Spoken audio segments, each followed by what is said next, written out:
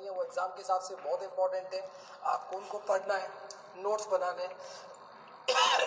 जितने भी क्वेश्चंस और बुक्स में दिए हुए हैं, जो बुक्स आप पढ़ते हैं, बहुत सारी बुक्स मार्केट में अवेलेबल हैं, उससे रिलेटेड जो क्वेश्चन निकलते हैं वो आप सॉल्व करते जाएं, तो आपको सारी चीज़ें समझ में आएंगी कि मैंने आपको जो पढ़ाया है वो क्वेश्चन फॉर्म में किस प्रकार से आता है। आज हम जो स्टार्ट कर रहे हैं वो टॉपिक आपका है प्राइमरी हेल्थ केयर। देखिए, प्राइमरी हेल्थ केयर जानने के लिए बहुत सिंपल चीज़ है, लेकिन पढ़ना और उसको समझना, क्योंकि प्राइमरी हेल्थ केयर बहुत छोटी चीज़ नहीं है, ये बहुत बड़ी चीज़ है। एक तरह से मैं कहता हूँ जो कम्युनिटी है वो लगभग पूरी की पूरी इसमें आ जाती है। जब भी मैं हेल्थ सर्विसेज की बात करता हूँ, हिंदुस्तान में हेल्थ सर्विसेज कहाँ से दी जाती है? गांव से। गांव से ऊपर आते हैं सब सेंटर, सब सेंटर से ऊपर आते हैं पीएससी, पीएससी से ऊपर आते हैं सीएससी, सीएससी से ऊपर आते हैं सब डिस्ट्रिक्ट हॉस्पिटल, और ऊपर जाओगे तो डिस्ट्रिक्ट हॉस्पिटल, और ऊपर जाओगे तो स्टेट हॉस्पिटल। मतलब हेल्थ सर्विसेज का प्रमोशन हो रहा है। हमारा जो टारगेट होता है कम्युनिटी हेल्थ नर्सिंग में वो क्या होता है, ये हम इस ब्लॉक पे जोड़ देते हैं, क्योंकि इससे ऊपर जब चले जाते हैं तो फिर ये अर्बन एरिया में आ जाता है। और अर्बन एरिया का मतलब है जहां पर आपकी मेडिकल सर्जिकल स्टार्ट हो जाती है, पीडियाट्रिक स्टार्ट हो जाती है, साइकेट्री स्टार्ट हो जाती है। यहां से नीचे का जो कंसेप्ट है वो आपकी कम्युनिटी हेल्थ नर्सिंग को कवर करता है। इंसान की स्वास्थ्य देखभाल या उसका एक प्राथमिक स्वास्थ्य देखभाल जो एस्पेक्ट है, ये बहुत इंपॉर्टेंट एस्पेक्ट है। इंपॉर्टेंट एस्पेक्ट क्यों है? आपको खाना चाहिए, आपको पानी चाहिए, आपको हवा चाहिए, आपको शिक्षा चाहिए, आपको रोजगार चाहिए, आपको सिक्योरिटी चाहिए, आपके पास जो लाइफ में हम कह सकते हैं कि इस बात की कि हाँ मेरे साथ कोई है, मेरे घर वाले हैं, मेरे रिलेटिव है, मेरे दोस्त हैं, मेरी वाइफ है, मेरे बच्चे हैं, मेरी पति है, मेरी पत्नी, जो कुछ भी है वो सब चाहिए। फिर आपको खुद की रेस्पेक्ट चाहिए। मतलब मेरा कहने का मतलब ये है कि you are based on the level of demands.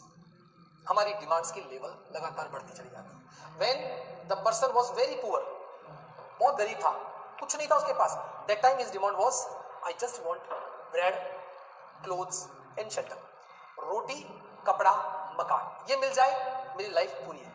मतलब मुझे खाने के लिए अनाज चाहिए, मुझे पहनने के लिए कपड़े चाहिए, रहने के लिए टूटा हुआ मकान चाहिए, बस। फिर जब इंसान को ये चीज मिल जाती है तो इंसान सोचता है अब मुझे साफ हवा चाहिए, साफ पानी चाहिए, एजुकेशन भी चाहिए, सेक्सुअल डिजायर भी बढ़ती है, वो सारी चीजें आती हैं। ये सारी की सारी बेसिक फिजियोलॉजिकल नीड्स। जब आप अब्राहम मास्लो की बात करते हैं, अब्राहम मास्लो जी कहते हैं कि इंसान की लाइफ में 5 स्टेप्स हैं उसकी नीड्स की। ह्यूमन हायरार्की जो मॉडल है, बेसिक हायरार्की जो नीड्स का मॉडल है, वो 5 स्टेप के ऊपर आधारित है। और यदि आपने गौर से उसको पढ़ाओ तो उसके अंदर 5 स्टेप्स जो हैं वो क्या क्या है। उसमें पहली स्टेप जो है वो बेसिक फिजियोलॉजिकल नीड्स है, जिसमें रोटी, कपड़ा, मकान, एजुकेशन, वाटर, है ना, एयर, सेक्स, फिजियोलॉजी पूरी है। उसके बाद जब इंसान आगे जाता है तो फिर वो जाता है सेफ्टी एंड सिक्योरिटी के लिए। अब उसे सेफ्टी चाहिए, लाइफ में सिक्योरिटी चाहिए, बैंक में पैसा चाहिए, इंश्योरेंस चाहिए। उसके बाद जब जाता है तो जाता है लव एंड बिलोंगिंगनेस। अब उसे रिलेटिव चाहिए, दोस्त लोग चाहिए। फिर जाता है सेल्फ एस्टीम, अब उसे रेस्पेक्ट चाहिए। और उसके बाद जाता है सेल्फ एक्चुअलाइजेशन, लोग मरने के बाद भी याद करें। तो मेरा कहने का मतलब ये है कि इंसान की आवश्यकताएं हैं। और ये ध्यान रखो, इलेक्शन यहां होते हैं चाहे अमेरिका में होते हैं, कहीं भी हो, चुनाव हमेशा जनता की आवश्यकताओं की पूर्ति करने पे लड़ा जाता है। हम आपको ये देंगे, हम मकान देंगे, हम रोजगार देंगे, हम पानी देंगे, हम लाइट देंगे, हम साफ हवा देंगे, हम ये करेंगे, एग्जैक्टली उसी पे लड़ा जाता है। सेम प्राइमरी हेल्थ केयर की जब मैं बात करता हूं तो प्राइमरी हेल्थ केयर का मतलब भी यही है कि लोगों को बेसिक हेल्थ सर्विसेज मिले। और जब बेसिक हेल्थ सर्विसेज मिलने की बात आती है तो क्या बात आती है वो आप समझिए। प्राइमरी हेल्थ केयर जो है ये कॉन्सेप्ट था WHO का, और ये अल्माटा कॉन्फ्रेंस में दिया गया। और अल्माटा कॉन्फ्रेंस जो हुई ये हुई 12 सितंबर 1978। 12 सितंबर 1978 को अल्माटा कॉन्फ्रेंस हुई और उसमें प्राइमरी हेल्थ केयर पे विचार किया गया। एक्चुअली बात बता दी, आप यदि बातों को समझेंगे तो बातें ये कहती हैं कि इंसान की आवश्यकताओं की पूर्ति समझने के लिए इन्होंने इस चीज को स्टार्ट किया। तो प्राइमरी हेल्थ केयर जो कॉन्सेप्ट था इसको 1978 में दिया गया 12 सितंबर को अल्माटा कॉन्फ्रेंस में। और इन्होंने प्राइमरी हेल्थ केयर को डिफाइन किया बहुत अच्छे वर्ड से। उन्होंने कहा प्राइमरी हेल्थ केयर क्या है। प्राइमरी हेल्थ केयर का मतलब है, तो डेफिनेशन जो दी गई वो दी गई कि primary health care is an essential healthcare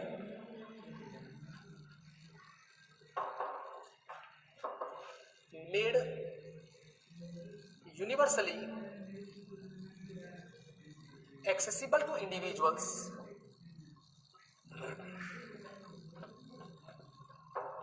and acceptable to them.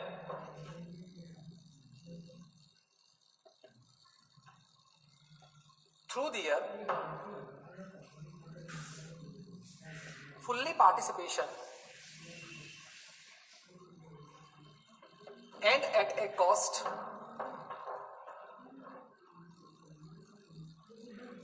that community and country can afford.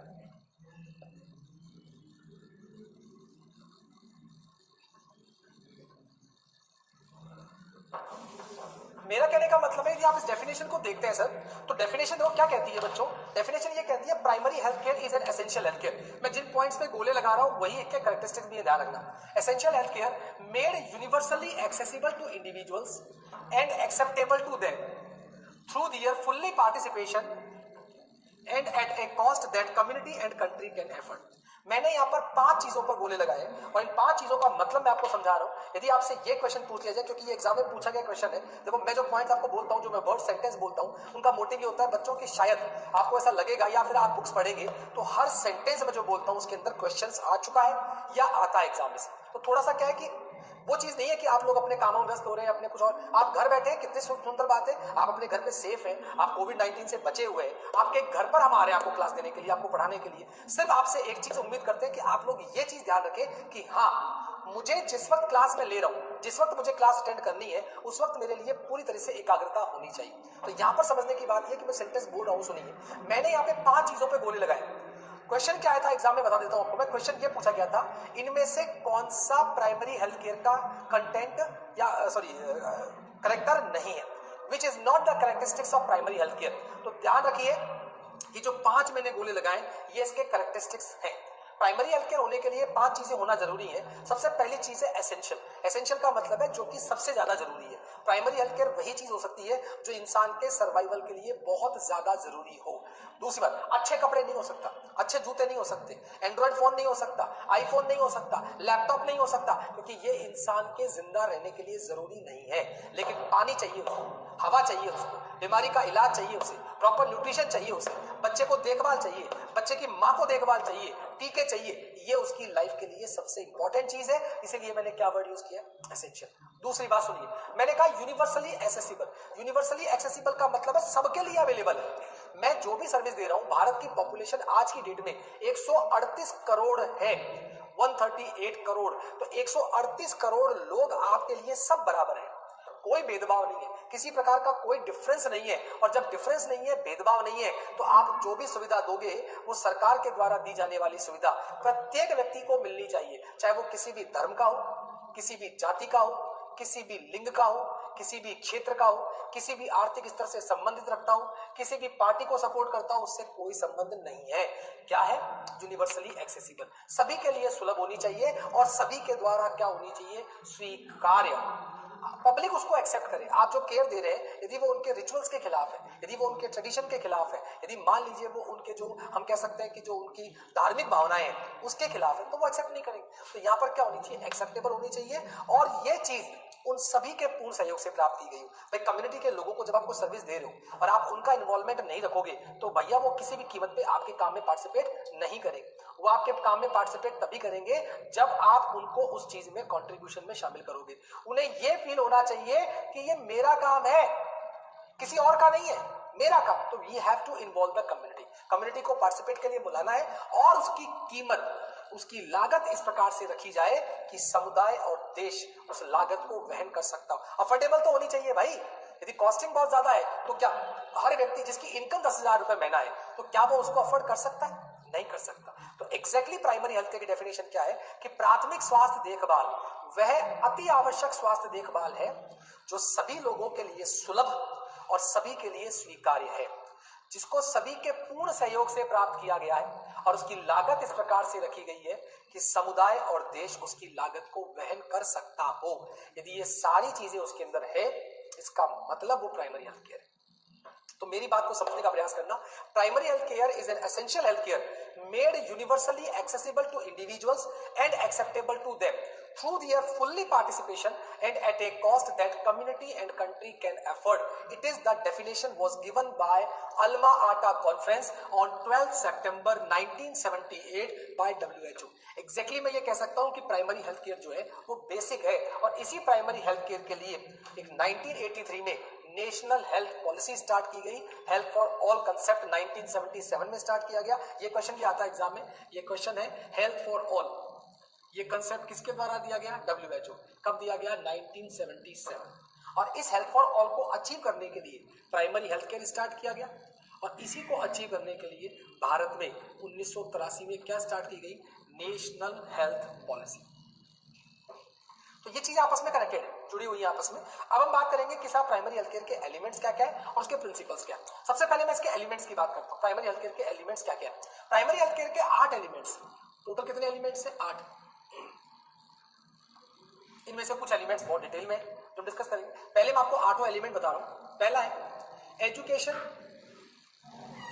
About prevailing health problems and methods of controlling them.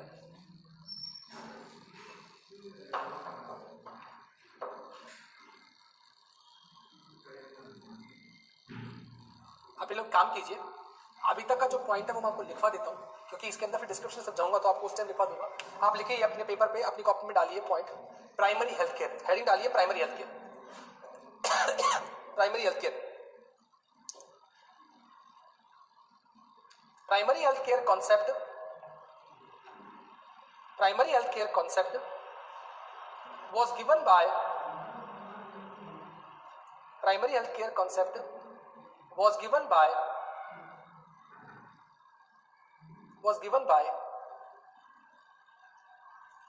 WHO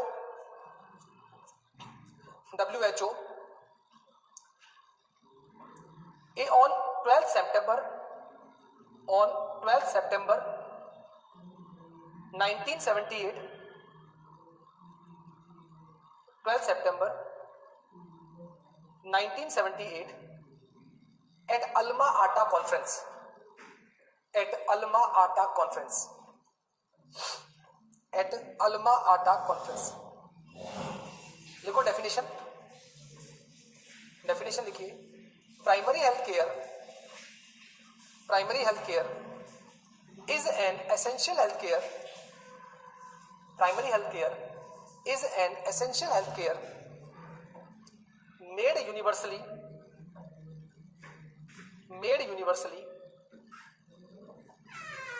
accessible to individuals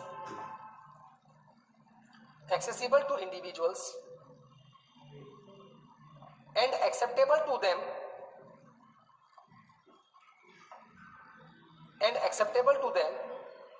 through their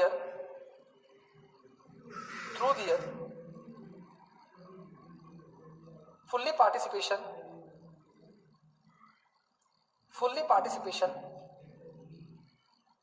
and at a cost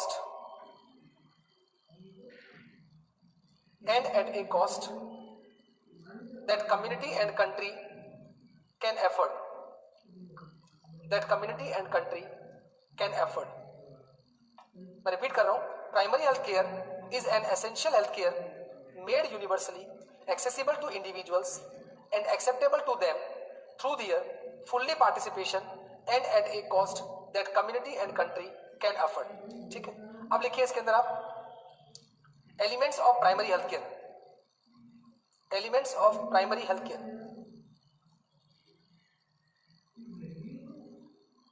elements of primary, पहला लिखिए education about prevailing health problems and methods of controlling them. पहले मैं आपको 8 element लिखवा रहा हूं, वो आप लिख लीजिए, उसके बाद हम एक एक की बात करेंगे। Education about prevailing health problems and methods of controlling them.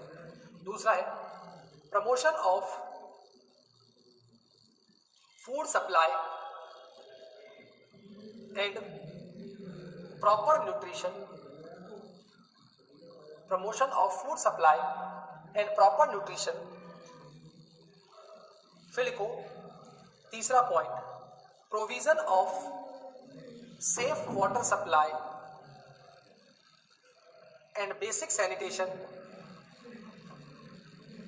Provision of safe water supply and basic sanitation. चौथा है मैटरनल एंड चाइल्ड हेल्थ,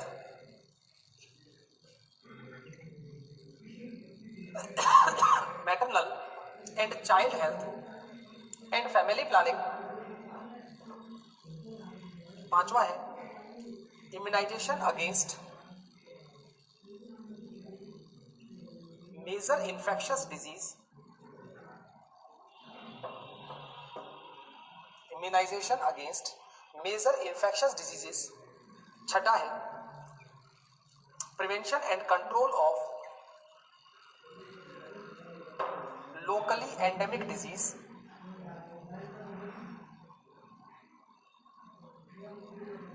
सातवां है treatment of minor illnesses and injury at peripheral level. और आठवां है provision of essential drugs. ये 8 elements हैं जो प्राइमरी हेल्थ केयर में आते हैं। कम से कम बच्चों कई बार, एक दो बार नहीं, कई बार एग्जाम में ये क्वेश्चन पूछा जाता है, इनमें से कौन सा प्राइमरी हेल्थ केयर का एलिमेंट नहीं है या इनमें से कौन सा प्राइमरी हेल्थ केयर का एलिमेंट है। आपको 3 देके ऑल ऑफ द वो पूछ सकते हैं और जो नहीं है वो 3 देकर जो है उनके साथ जोड़ देते हैं और वो पूछ सकते हैं। तो यहाँ पर टोटल 8 एलिमेंट है जो आपको याद करना है। इनमें से कुछ एलिमेंट आपके बहुत डिटेल में, जैसे 4th एलिमेंट जो आपका है मैटरनल एज, ऐसे तो आपका 3rd भी बहुत लेंदी है। सेकंड आपका न्यूट्रिशन है पूरा, वो मैं आपको न्यूट्रिशन सब्जेक्ट में पढ़ाऊंगा तो पूरा उसके अंदर पढ़ाऊंगा। 3rd आपका जो है वो एनवायरमेंटल हेल्थ से रिलेटेड है, तो उसमें एनवायरमेंट के बारे में जब पढ़ाऊंगा, लास्ट में जब एनवायरमेंटल हेल्थ की क्लास लूंगा तब पढ़ाऊंगा। बाकी 4था और 5वां जो आपका एलिमेंट है वो मैं आपको इसी के साथ पढ़ाऊंगा, मैटरनल एंड चाइल्ड हेल्थ। इसमें आपका सारा एंटीनेटल, इंट्रानेटल, पोस्टनेटल, फिर चाइल्ड हेल्थ केयर, उसकी इमरजेंसी न्यूबॉर्न केयर जो होती है, प्लस वीनिंग के बारे में, ब्रेस्ट फीडिंग के बारे में, वो सब चीज़ें इसके अंदर आ जाएंगी। बच्चे के ग्रोथ चार्ट्स के बारे में, बच्चे के ग्रोथ एंड डेवलपमेंट के बारे में, वो सब इसके अंदर आ जाएगा। फिर उसके बाद आएगा आपका फैमिली प्लानिंग के बारे में, तो फैमिली प्लानिंग के बारे में इवन आपके जो प्रोग्राम्स है ना RBS के, RBS के, वो भी सब बता देंगे। उसके बाद आपका इम्यूनाइजेशन आएगा, इसमें UIP नया शेड्यूल जो यूनिवर्सल का है वो सब इसके अंदर आएगा। तो ये कुछ आपके 2-3 पॉइंट जो है बहुत लेंदी है, जिनको बहुत डिटेल में पढ़ने वाले। बाकी जो पॉइंट्स है वो आपकी यूनिट के हिसाब से जैसे से आएगी, जैसे एनवायरमेंट जब आएगी तब एनवायरमेंट पढ़ाएंगे, तो जैसे जैसे जो यूनिट आएगी उसी प्रकार से उसको आगे पढ़ाते चले जाएंगे। ठीक है, तो ये आपने सब लिख लिया। अब मैं एक एक एलिमेंट स्टार्ट करूंगा जिसको आपको बता रहा हूं। ठीक है, ये सब लोगों ने लिख लिया होगा।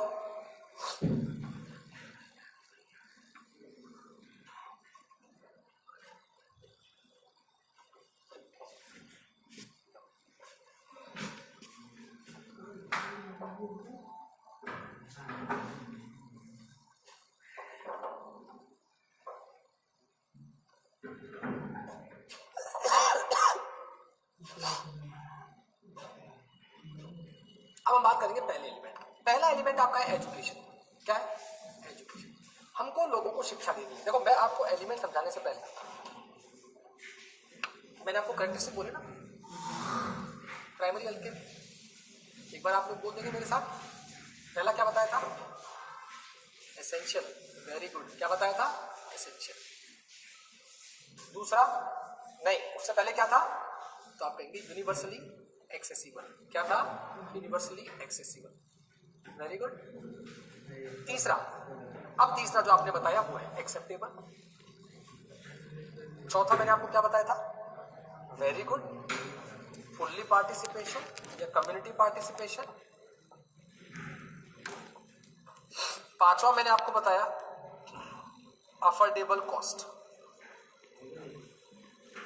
मैंने ये पांचों एलिमेंट या करेक्टरिस्टिक्स इधर क्यों लिखे? वो पांचों करेक्टरिस्टिक्स इधर लिखने की वजह ये है बच्चों कि जब मैं कोई भी एलिमेंट इसका डिस्कस करूंगा तो मैं आपसे पूछूंगा कि मुझे बताओ कि इसमें ये प्राइमरी हेल्थ केयर के पांचों करेक्टरिस्टिक्स मौजूद हैं या नहीं है, क्योंकि प्राइमरी हेल्थ केयर का एलिमेंट होने के लिए इसमें ये पांचों चीजें होना जरूरी है। ठीक है, अब मैंने बात की किसकी? एजुकेशन की। सबसे पहले तो आ जाते हैं इधर, एजुकेशन सबके लिए जरूरी है, बिल्कुल एसेंशियल है। एजुकेशन यूनिवर्सली एक्सेसिबल है, सबको दे सकते हैं, सबको मिलती है। हाँ, सबको मिलती है। सभी लोग इसे स्वीकार करेंगे, बिल्कुल करेंगे, किसी को कोई आपत्ति नहीं होगी, क्योंकि किसी भी धर्म के, किसी भी मजहब के इसमें रोड़े में ये नहीं आता है। फुल्ली पार्टिसिपेशन, एजुकेशन तभी सक्सेस हो सकती है जबकि पार्टिसिपेशन हो। आज मैं आपको पढ़ा रहा हूँ, ठीक है, मैं आपको पढ़ा रहा हूँ और मैं अपनी तरफ से बेस्ट पढ़ाने का प्रयास कर रहा हूँ, बट ये टीचिंग लर्निंग प्रोसेस ये एजुकेशन कब सक्सेस हो सकती है? जब आपकी तरफ से भी कंट्रीब्यूशन हो। सिंगल फेस मैं एक साइड से बहुत अच्छा डिलीवर कर रहा हूं, बट जब क्रिकेट मैच होता है देखते हैं ना, तो दो बैट्समैन होते हैं, एक इस साइड है एक इस साइड है, स्ट्राइक एंड पे नॉन स्ट्राइक एंड पे। स्ट्राइक एंड पे जो बैटिंग कर रहा है बहुत अच्छा खेल रहा है, बट उसके सामने जो नॉन स्ट्राइक एंड पे जो भी आ रहा है वो कंटिन्यूअसली बेकार खेलते जा रहे हैं, आउट होते जा रहे हैं। तो क्या होगा? वो चाहकर भी अपनी टीम को जीत नहीं दिला सकता। वो अपनी टीम को जीत तब दिला सकता है जब नॉन स्ट्राइक एंड पे खड़ा हुआ व्यक्ति भी उसका सपोर्ट करे। क्लियर बात है? यहाँ पर टीचिंग, एजुकेशन, लर्निंग तभी सक्सेसिव होती है बच्चों, जब दोनों तरफ से पार्टिसिपेशन होता है। कोई भी टीचर बेस्ट नहीं है और कोई भी टीचर बुरा नहीं है। ये बात ध्यान रखिए आप लाइफ में। जब बात चलती है ना, आज हम बात करते हैं छोटी बच्चे, आपके घर में छोटा बच्चा है, 11th पास 10th पास कर ली, 11th में आ गया, 11th में आते करते साहब बायोलॉजी दिला रहे हैं, तो वो किसकी तैयारी करेगा? नीट की। मैथ दिला रहे थे, IIT जी की तैयारी करेगा। फिर आपके दिमाग में ऑप्शंस आते हैं, कौन सी कोचिंग कराए? तो फिर आपका जवाब होता है sir Allen is the best for the NEET, या IIT के लिए बेस्ट वो है, उसमें पढ़ाइए। आप मुझे इतना बताइए, आज एलन है IITs के लिए, बंसल क्लासेस हुआ, कैरियर पॉइंट हुआ, या आकाश इंस्टीट्यूट, जो भी कुछ है, क्या ये कोचिंग्स बिना सक्सेसिव रेट के बनी अच्छी? नहीं बनी। आज गुरु नर्सिंग एकेडमी इस मुकाम पर है कि पूरे इंडिया के बच्चे यहाँ पर आ रहे हैं, लोग हमें जानते हैं। उसके पीछे पूरा क्रेडिट केवल टीचर्स का नहीं हो सकता। आलोक सर बहुत अच्छा पढ़ाते हैं, महेंद्र सर बहुत अच्छा पढ़ाते हैं, दिनेश सर बहुत अच्छा पढ़ाते हैं, राम सर बहुत अच्छा पढ़ाते हैं। ये टीचर्स आपको बहुत अच्छा पढ़ा रहे हैं, मोहित सर बहुत अच्छा पढ़ाते हैं। ये एग्जैक्टली इसलिए अच्छा पढ़ा रहे हैं, क्यों? क्योंकि जब हम पढ़ा रहे हैं तो आप हमारे साथ मिलकर पढ़ रहे हो।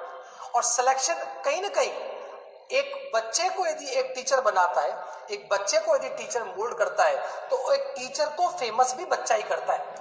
जब उस कोचिंग के बच्चे सिलेक्ट होते हैं, जब उस कोचिंग के सिलेक्शन रेशियो बढ़ता है, तो अपने आप उन टीचर्स की वैल्यू बन जाती है। तो मेरा कहने का मतलब है कि ये एग्जाम्पल आप लोगों के लिए कि आप लोग बहुत कुछ कर सकते हैं, हम सब आपको समझा सकते हैं, पढ़ा सकते हैं, बट आपके माइंड को कैप्चर नहीं कर सकते।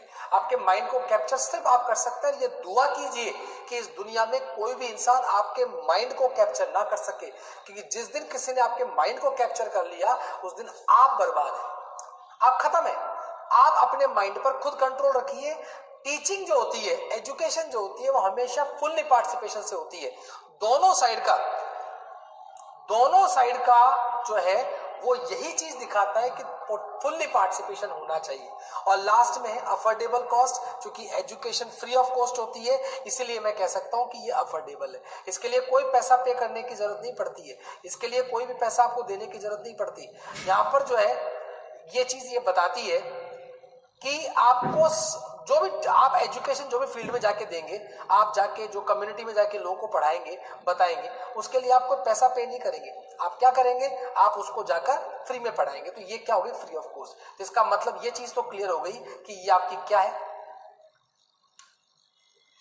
प्राइमरी हेल्थ केयर का एलिमेंट। आप समझ लीजिए क्या कहना चाहता है। Education about prevailing health problems. Prevailing का मतलब होता है सामान्यतया पाई जाने वाली जो समस्याएं कॉमनली पाई जाती है। आज आपकी कम्युनिटी में मान लीजिए कोई समस्या ऐसी है, मैंने कहा कि आपकी कम्युनिटी में वाटर प्रॉब्लम,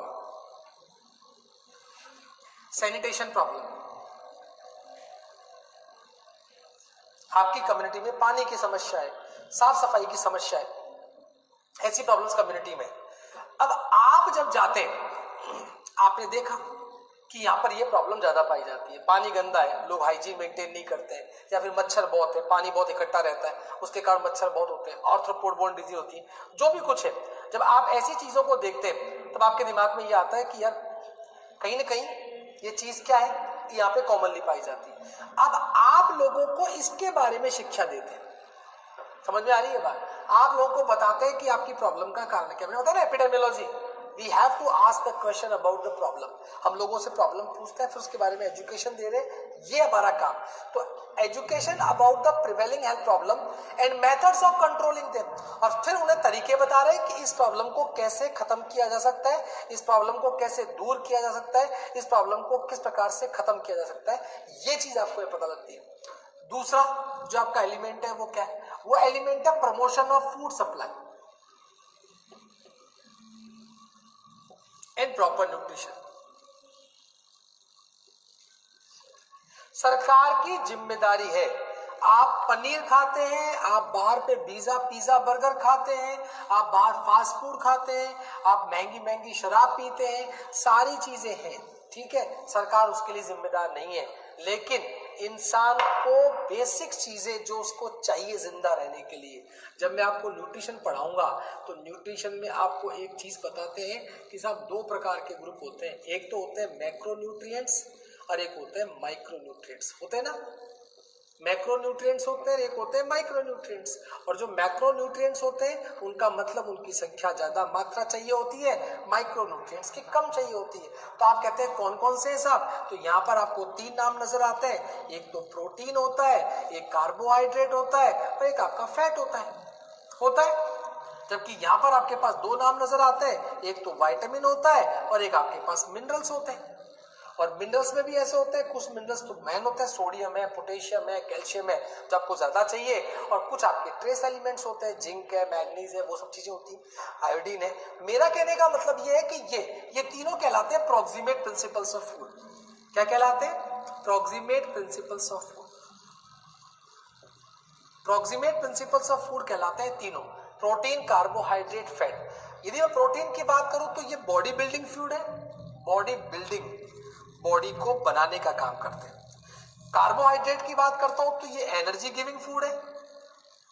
हमारी बॉडी में जो एनर्जी यूज करते हैं वो मैक्सिमम परसेंट 60% के आसपास हम कार्बोहाइड्रेट से लेते हैं। और फैट जो होते हैं वो हमारी बॉडी में स्टोर एनर्जी फूड है, स्टोर एनर्जी फूड है। लेकिन जहां पर बॉडी के लिए प्रोटेक्टिव फंक्शन की बात आती है, बीमारियों से बचाने की बात आती है, तो प्रोटेक्टिव फंक्शन कौन करते हैं? विटामिन और मिनरल्स, ये हमारी बॉडी के प्रोटेक्टिव फंक्शन करते हैं। तो मैं ये कह रहा हूं कि हर इंसान को उसकी लाइफ स्टाइल के अकॉर्डिंग, सेडेंटरी है कि मॉडरेट है कि हैवी है, जो उसकी लाइफ स्टाइल है उस लाइफ स्टाइल के अकॉर्डिंग उसे क्या चाहिए होता है? उसको चाहिए होता है उसके अकॉर्डिंग पर्टिकुलर डाइट। तो सरकार जो है, बार बार कहते हैं ना, राहुल गांधी जी कहते हैं हम सबको खाना दिलवाएंगे, मोदी जी कहते हैं हम सबका भरपेट भोजन कराएंगे। एग्जैक्टली ये किन लोगों के लिए है? ये उन लोगों के लिए नहीं है जो समर्थ है, जिनके पास ऑलरेडी पैसे हैं, उनके लिए पॉसिबल नहीं है। ये उन लोगों के लिए है जो पॉवर्टी सेक्शन में आते हैं, जो बीपीएल सेक्शन में आते हैं, जो खाना अफोर्ड नहीं कर सकते। फिर सरकार चलाती है अन्नपूर्णा रसोई योजना, इसका नाम बदल दिया, इंदिरा गांधी रसोई योजना कर दिया। उसके अंदर सरकार 5 रुपए में नाश्ता, 8 रुपए में खाना देती है। या विटामिन ए प्रोफाइलैक्सिस प्रोग्राम चलाया जाता है, iodine deficiency disorder control program चलाया जाता है, iron folic acid supplementation program चलाया जाता है, निपी चलाया जाता है, नेशनल आयरन प्रोग्राम इनिशिएटिव। ये इस प्रकार के जो प्रोग्राम गवर्नमेंट चलाती है, apply nutrition program, mid day meal, mid day scheme, ये सारे की सारी सरकार क्यों चलाती है? कि पर्याप्त मात्रा में भोजन मिले। तो प्रमोशन ऑफ फूड सप्लाई सभी के लिए फ्री ऑफ कॉस्ट है, गवर्नमेंट मिनिमम कॉस्ट में देती है, आराम से सभी प्रकार के लोगों के कंट्रीब्यूशन के साथ दी जाती है, सबको साथ में इन्वॉल्व किया जाता है, इसलिए primary health care and proper nutrition, balance diet के बारे में बताती है। प्रेगनेंसी में एनर्जी रिक्वायरमेंट बढ़ जाती है, प्रेगनेंसी में लैक्टेशन में प्रोटीन रिक्वायरमेंट बढ़ जाती है, आयरन की रिक्वायरमेंट प्रेगनेंसी में बढ़ जाती है, कैल्शियम की रिक्वायरमेंट बढ़ जाती है। ये रिक्वायरमेंट बढ़ जाती है तो इसके हिसाब से उसको डाइट मिलनी चाहिए। ये सब व्यवस्था कौन करती है? सरकार करती है। तो मेरा कहने का मतलब ये है कि जो सेकंड पॉइंट है, promotion of food supply and proper nutrition, कहीं ना कहीं ये जो पर्टिकुलर पॉइंट है वो कहां से इंडिकेट करता है? वो इंडिकेट करता है यहां से कि आपको ये पता लगे कि सभी लोगों को खाना मिलेगा सरकार के द्वारा। ये आपका दूसरा एलिमेंट है, promotion of food supply and proper nutrition. जब मैं तीसरे एलिमेंट की बात करता हूँ, डिटेल में इसके बारे में अभी आपको कुछ नहीं करना है, क्योंकि जब मैं आपको पढ़ाऊंगा इसके बारे में, न्यूट्रिशन के बारे में, तब मैं आपको सारे प्रोग्राम्स भी पढ़ाऊंगा, कौन कौन से प्रोग्राम न्यूट्रिशन के लिए गवर्नमेंट चला रही है उस वक्त लिखाएंगे। अभी उनको बीच में छेड़ने की जरूरत नहीं, बट तो मैंने आपको ब्रीफली बता दिया। तीसरा जो एलिमेंट मैंने आपको बताया वो मैंने आपको बताया provision of safe water supply and basic sanitation.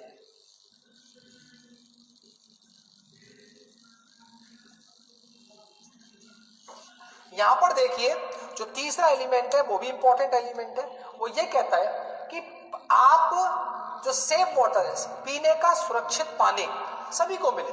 आज सरकार जो है वो फ्री वाटर प्यूरिफिकेशन प्लांट लगवा के लोगों को पानी प्यूरिफाई करके देती है। आप लोगों के पास जो पानी आता है ना घरों में, वो बिल्कुल प्योरीफाई होके आता है, ऐसे नहीं आता है वो प्योरीफाई होके आता है। मतलब सरकार क्या करती है कि लोगों को पीने का पानी उपलब्ध कराती है। आपसे पानी का पैसा लिया जाता है, ठीक है, लेकिन जो बिलो बीपीएल एरियाज है वहां पर पानी फ्री में भी दिया जाता है। दूसरी बात, बेसिक सैनिटेशन। आप सब लोगों ने एक नाम सुना है, स्वच्छ भारत अभियान, सुना है?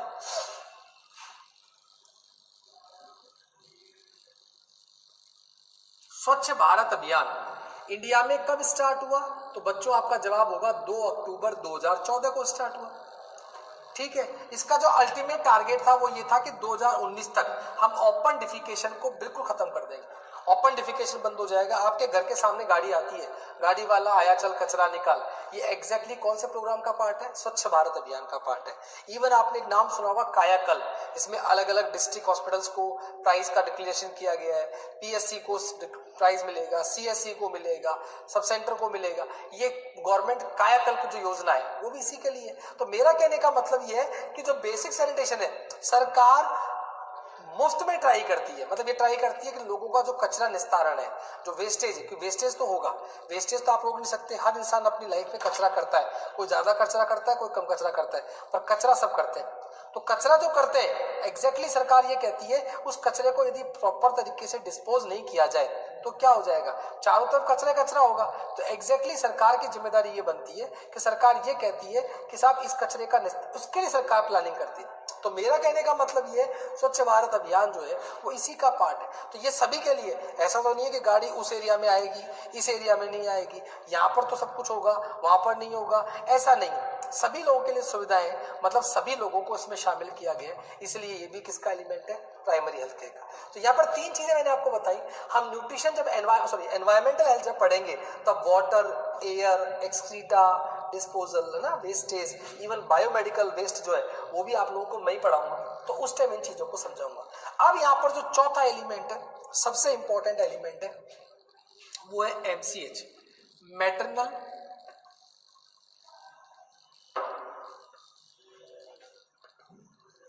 And child health and family planning. ये इसका चौथा एलिमेंट है। इस चौथे एलिमेंट को हम बहुत डिटेल में पढ़ने वाले हैं। पहले तो हम बात करेंगे यहाँ पे जो वर्ड है वो कौन सा है, तो आप कहेंगे मैटरनल। किसकी बात करेंगे? मैटरनल वर्ड की। क्या मतलब होता है मैटरनल का? मैटरनल का मतलब होता है माँ। मैटरनल वर्ड जो है वो किससे जुड़ा हुआ है? मातृत्व से जुड़ा हुआ है। मातृत्व को बताता है मैटरनल। तो यहाँ पर जब मैटरनल वर्ड की बात करते हैं तो मैटरनल का मतलब तो मातृत्व से होता है। आजकल इस एमसीएच कंसेप्ट को, पहले ये कंसेप्ट था एमसीएच, फिर इसको कंसेप्ट को चेंज किया गया आरसीएच में, और फिर आरसीएच को चेंज कर दिया गया आरएमएनसीएच प्लस ए। पहली बात, इसकी रिक्वायरमेंट क्या हुई? एमसीएच को आरसीएच में क्यों बदला गया, आरसीएच को इसमें क्यों बदला गया? देखो पहले जब एमसीएच था तो मैटरनल वर्ड ये कहता था कि जिस टाइम वो प्रेग्नेंट हो जाएगी, मतलब एंटीनेटल पीरियड जब होगा तब से उसको केयर दी जाएगी। मतलब जब वो कंसीव करेगी 19 साल की एज में, 20 साल की एज में, 21 साल की एज में, 22 साल की एज में, तब उसको केयर दी जाएगी। एग्जैक्टली जो प्रेग्नेंट फीमेल है, मान लो उसका वजन 40 किलो है या 45 किलो है, हम नॉर्मली जो रेफरेंस वेट, आपके पास क्वेश्चन आ जाए मान लो कि what is the reference weight, question इसी प्रकार से पूछा जाएगा, reference weight of Indian male, भारतीय पुरुष का रेफरेंस वेट क्या है और भारतीय महिला का रेफरेंस वेट क्या है? तो भारतीय पुरुष का जो रेफरेंस वेट है वो है 55 किलो। कितना है? 55 किलो। जबकि भारतीय मेल का 60 किलो और भारतीय महिला का जो है वो कितना है? 55 किलो। 55 केजी महिला का वजन होना चाहिए औसतन, और पुरुष का होना चाहिए 60 किलो वजन। क्लियर? अब आप समझिए, एक फीमेल जो 55 साल की है, वो 55 किलो की है और वो प्रेग्नेंट हो गई, हम ये जानते हैं कि ड्यूरिंग द प्रेगनेंसी कितना वेट गेन करती है? 11 to 12 केजी। इसका मतलब फुल टर्म पे उसका वेट लगभग कितना होना चाहिए? मिनिमम भी जोड़ते हैं तो 55 + 11 मतलब 66 किलो होना चाहिए जब फुल टर्म पे हो, तब जाके वो हेल्थ वाइज ठीक है। अब आप गौर से देखो कि जब वो कंसीव कर रही है तब उसका वजन 40 किलो है और उसका हीमोग्लोबिन है 9, जबकि हीमोग्लोबिन उसका प्रेगनेंसी में फुल टर्म पे कितना चाहिए? मोर देन 11, लेकिन हम मानते हैं 13 से ज्यादा होना चाहिए। अब आप मुझे ये समझिए बच्चों कि 40 किलो की महिला क्या 9 महीने में 66 किलो की हो सकती है क्या? पॉसिबल ही नहीं है। 26 किलो वेट बढ़ना पॉसिबल ही नहीं है। और हीमोग्लोबिन जिसका 8-9 था उसको बढ़ा के आप 13-14 पे ले आओगे, ये भी बहुत कॉम्प्लिकेटेड है। इसका रीजन क्या है? क्योंकि जब उसको मिनार्की स्टार्ट हुआ तब से उसको ब्लड लॉस स्टार्ट हुआ, तब से उसकी बॉडी में चेंजेस आए। उस वक्त उसको प्रॉपर केयर मिली नहीं। उसको केयर कब देने की बात कर रहे हो? जब वो प्रेग्नेंट हो गई, क्योंकि आपका मैटरनल वर्ड तो यही कहता है। तो सरकार ने कहा नहीं, यदि आपको एमएमआर को घटाना है, मैटरनल मॉर्टेलिटी रेट को घटाना है, तो आपको उस फीमेल को प्रेगनेंसी से पहले ही मजबूत करना होगा। इसका मतलब जब उसको मिनार्की स्टार्ट हुआ, जब उसको मेंस्ट्रुअल साइकिल स्टार्ट हुआ, तभी से यदि आप उसे केयर देना स्टार्ट करते हैं, तो जब वो 20 साल की एज में प्रेग्नेंट होगी तब आपके पास 7 साल का समय होगा उसकी हेल्थ को इंप्रूव करने के लिए। और यही वजह बच्चों कि मैटरनल वर्ड को हटाकर क्या कर दिया गया? रिप्रोडक्टिव। क्या कर दिया गया? रिप्रोडक्टिव। मतलब जो केयर आप उसको एंटीनेटल में देने वाले थे, उस केयर को आप मिनार्की के बाद ही शुरू कर दो। फिर आरसीएच को फिर रिवाइज किया गया। यहाँ पर कुछ बेसिक जो हिस्टोरिकल इवेंट्स हैं वो मैं आपको बता देता हूँ, लिखवा भी दूंगा जब आपको लिखवाने कंटेंट में जब लिखवाऊंगा, कि एमसीएच को आरसीएच में कन्वर्ट किया गया विश्व में। यदि वर्ल्ड की बात की जाए तो 1995 बीजिंग में, चाइना में एमसीएच को आरसीएच में रिप्लेस कर दिया गया। लेकिन भारत की जब बात करते हैं तो भारत में ये रिप्लेसमेंट हुआ 15 अक्टूबर 1997। 15 अक्टूबर 1997 को भारत में एमसीएच को किस में कन्वर्ट किया गया? आरसीएच में। और भारत में प्रोग्राम स्टार्ट किया गया RCH program phase first. RCH program की फेज फर्स्ट इंडिया में 15 अक्टूबर 1997 को शुरू हुई। उसके बाद इसको रिवाइज किया गया 1 अप्रैल 2005 को। और जब 1 अप्रैल 2005 को ये रिवाइज हुआ तो इसका नाम रखा गया आरसीएच सेकंड। RCH second. लेकिन जब फरवरी 2013 आया तो फिर इसका नाम क्या रख दिया गया? RMNCHA। RMNCH प्लस ए की फुल फॉर्म क्या है? Reproductive maternal newborn child plus adolescent health.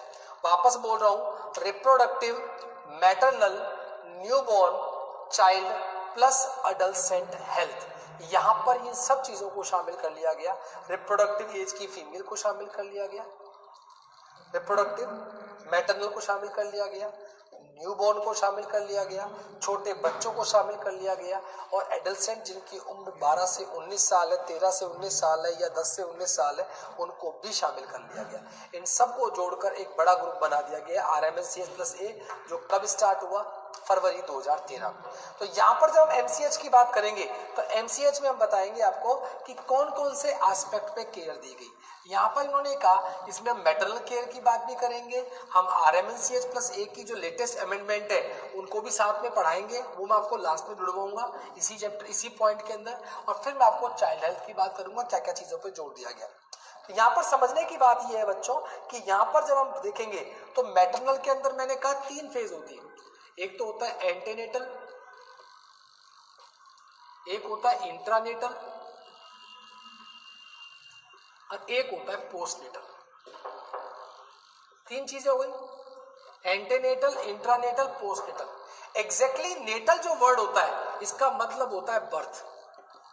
क्या होता है? बर्थ। एंटीनेटल, एंटे मतलब बिफोर, पहले, और नेटल मतलब बर्थ। इंट्रा मतलब ड्यूरिंग, दौरान, और पोस्ट मतलब आफ्टर, बाद में। अब सिंपल सा मतलब है जन्म से पहले, जन्म के दौरान, जन्म के बाद। जन्म से पहले की बात करें तो लगभग राउंड फिगर में समय कितना मानते हैं? 9 मंथ। यहाँ पर हम मानते हैं तो लगभग 10 से 18, 10 से 20 घंटे। प्राइमरी ग्रेविड है तो ज्यादा, मल्टी ग्रेविड है तो कम, लेकिन वो समय जो भी है मोटे मोटे रूप से लगभग मैक्सिमम 18 आवर्स। ठीक है। और यदि मैं पोस्ट नेटल की बात करूं तो पोस्ट नेटल की जब बात करते हैं तो वो पीरियड क्या होता है? परपीरियम। क्या होता है? परपीरियम, जो लगभग कितना होता है? 42 डेज का। कितना होता है? 42 डेज का, 42 दिन का।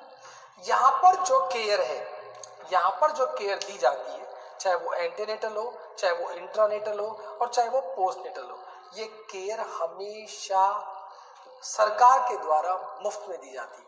जितने भी गवर्नमेंट के सेंटर्स हैं, जितने भी गवर्नमेंट के हेल्थ सेंटर्स हैं, वहाँ पर ये केयर सभी प्रेग्नेंट फीमेल को या जिनकी डिलीवरी हो रही है या जिनकी डिलीवरी हो चुकी है, उन सबको सरकार के द्वारा मुफ्त में दी जा रही है। हम एंटीनेटल की बात करेंगे तो वहाँ से बात करेंगे जब पहली बार फीमेल आपके पास प्रेग्नेंट होने के बाद आती है, मतलब फर्स्ट विजिट। उसके बाद उसके दौरान जो चीज़ें होती हैं, क्या एडवाइसेस देते हैं उसको, क्या क्या केयर की बात करते हैं, वो सारी बातें आएंगी। इंट्रानेटल का मतलब जब उसको लेबर पेन शुरू होता है तब से लेकर डिलीवरी होती है वो समय, और पोस्टनेटल का मतलब डिलीवरी से लेकर 42 दिन बाद का समय। मतलब एग्जैक्टली मैं आपको एक चीज़ करना भी चाहूँ तो आप एक चीज़ को, लाइन को याद रखें। मैं यहाँ पे लिख रहा हूँ कि बच्चे कंफ्यूज हो जाते हैं। आपसे ये पूछा जाए, तीनों पीरियड का बता रहा हूँ, इस पीरियड को डिफाइन करने का तरीका बता रहा हूँ, उस तरीके को याद रखेंगे तो आपको आसानी रहेगी। मैंने कहा एंटीनेटल, जब एंटीनेटल वर्ड आए तो इसका मतलब है the period from day of conception to onset of labour.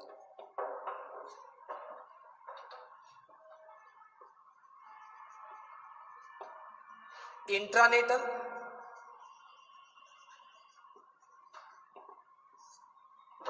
the period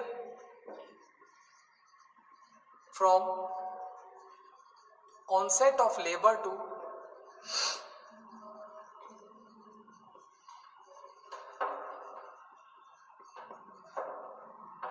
complete expulsion of baby and placenta।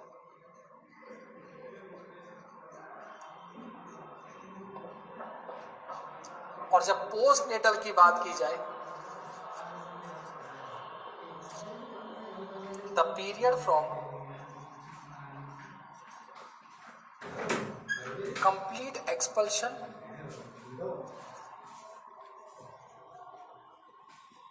Of baby and placenta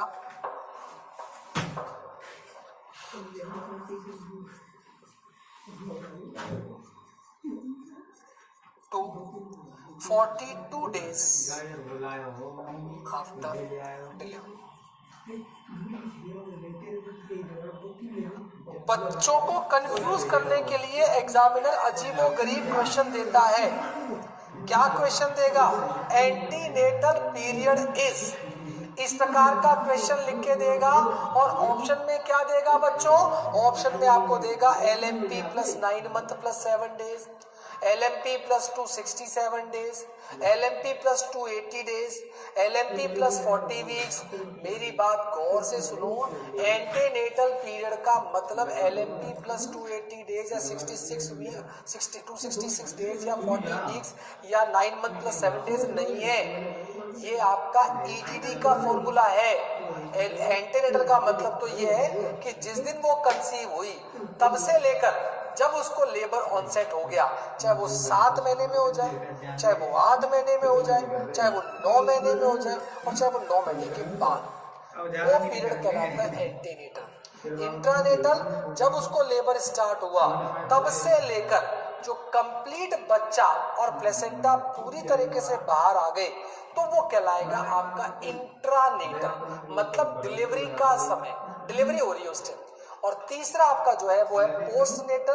postnatal ये कहता है कि जब उसका बच्चा और प्लेसेंटा बाहर आ चुके हैं तब से लेकर जो 42 दिन का समय लगता है सारे जेनाइटल ऑर्गन्स को अपनी प्री प्रेग्नेंट स्टेट में वापस लौटने के लिए, उस समयावधि जो 42 दिन की होती है वो समयावधि क्या कहलाती है? Postnatal period.